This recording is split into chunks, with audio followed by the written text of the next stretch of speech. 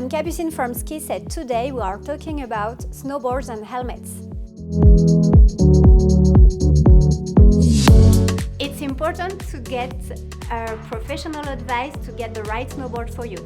Getting the right snowboards means you will have a more fun experience. Snowboards coming with different widths and heights. If you are a beginner, you will be given a snowboard on the shorter side. The shorter board will be easier to maneuver and turn on. After you have your boots fitted, next you get your snowboard. You will be asked your snowboarding level and how many days and weeks you have spent snowboarding. You will be asked if you are regular or goofy fitted. A goofy stance is with your right foot forward. A regular stance is with your left. One way to check if you are goofy or regular fitted is the first leg you use to save you when someone pushes you.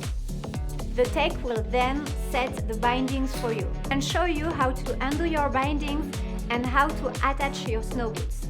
If you have rented a helmet, make sure you will collect it before leaving. You can adjust your helmet with the dial on the back to make sure it will fit you correctly.